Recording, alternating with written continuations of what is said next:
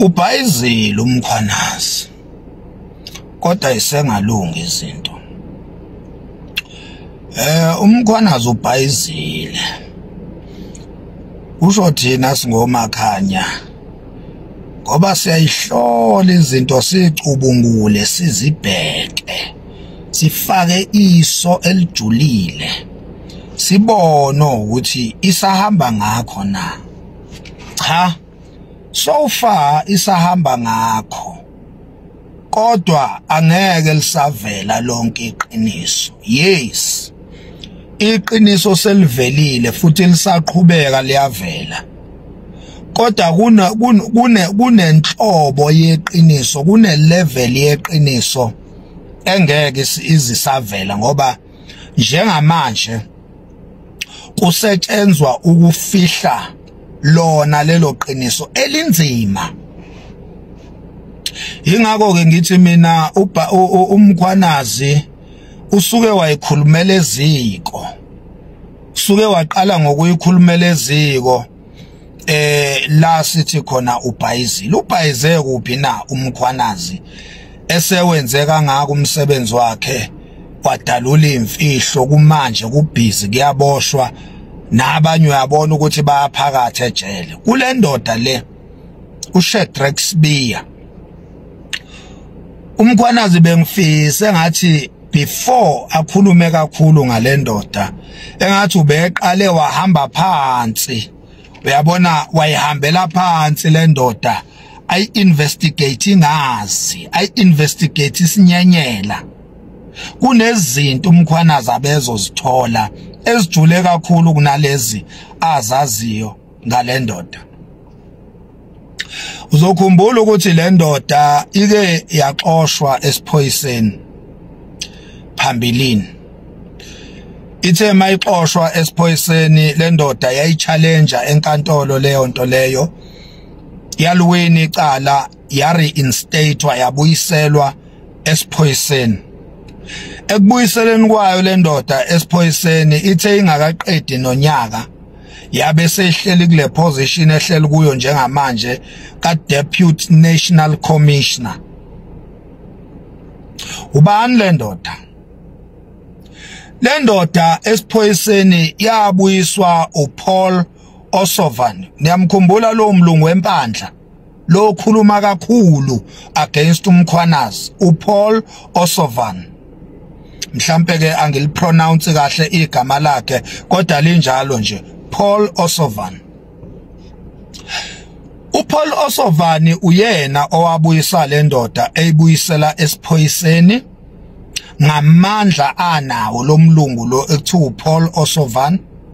Wabuyisela le ndoda esikhundleni emaphoyiseni, akagcinanga ngokuyibuyisela emaphoyiseni, wayilwela ukuthi le ndoda ayibe kwi-top position emaphoyiseni. uPaul Osovan ke isigebengu esidala, uyena lo mlungu lo obesebenza kakhulu ukwenza ama-cover up ey'ntweni ze-corruption ey'phathelene ne-ANC kanye ne-DA, uPaul Osovan.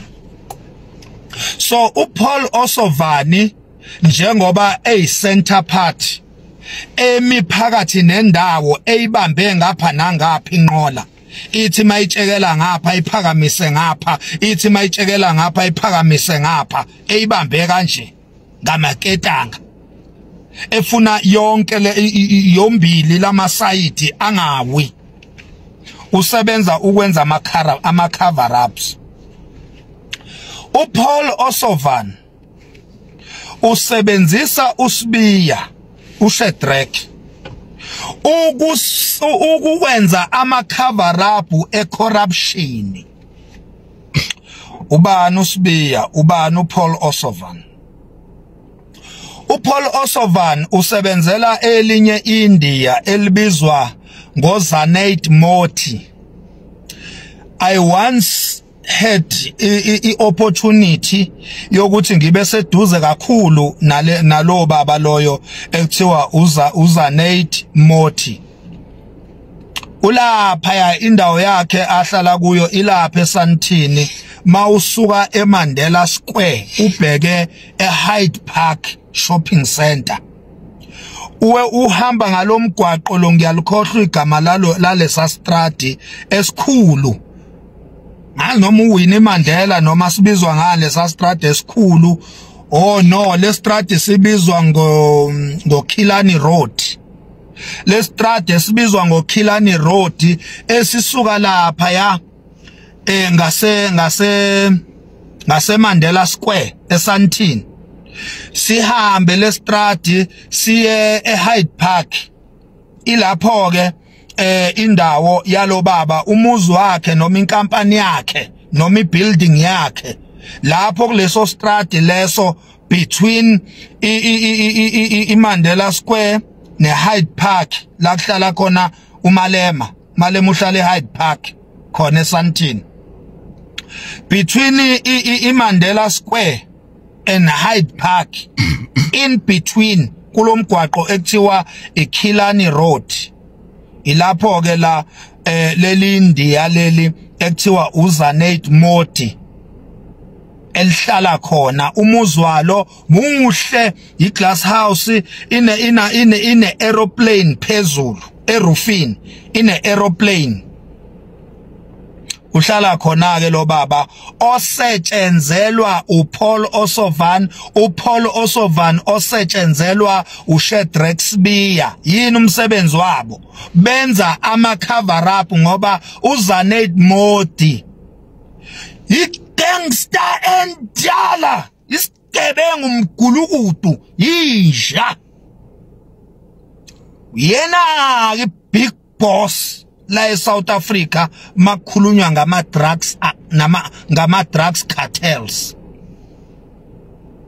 uyabona ke uZanet Modi lalela la utshelwa yithi singomakhanya njengamanje ungqondongqondo wogcina ngci ayikho idrug cartel kuwo wonke lawa balwa umkhwanazi ayikho engaphezulu kukaZanet Modi la eSouth Africa utshelwa ithina ngithi singomakhanya yeke ngamgada lo baba njoba ngikutshela nje umuzi wakhe une statue se aeroplane phezulu erufini hlezi kuphithizela ama bodyguard laphana I once one of them angelinye lama bodyguard akhe lo baba lo uZanet Modi you can google him ukhona everywhere nala TikTok ukhona bengimgada laphana eminyakeni between 2020 2021 I once one of the bodyguards kaZanet Modi lalela ngicela ukukuphindela uPaul Osovan usebenzela uZanet Modi uPaul Osovan uyena owa introducer uShadrack Sibiya introducer kuleli India ekuthiwa uZanet Modi leli India ke linabangani balo ke lisebenza nabo kulento yama drugs I think iba u3 abangani balo bonke bahamba ngeemoto zama 20 million 50 million and even 100 million ayikho inhlobo yemoto abangenayo uZanet Modi ke yena ke ubuye abe lenhlobo egangagangile ke ethanda ukuracer ethanda ukudlala ngeemoto unjalo ke uZanet Modi thanda nje ukuracer uyilonhlobo nje ethanda ukudlala ngeemoto ispare time sakhe nje uspenda ekudlaleni ngeemoto uyaracer ngokudlala hayi serious ukuze makukhulunywa ngetycoon kuwo wonke ama drugs cartels ala eMzansi ngiyakuphindela ngithi ayikho engaphezulu kukaZanet Modi wonke asebenzela yena bonke abantu bama drugs la eMzansi baphethwe uZanet Modi osetshenzelwa uPaul Osovan ingakho ke uPaul Osovan against umkhwanazi elwela uSibiya isigebengu esumngani wakhe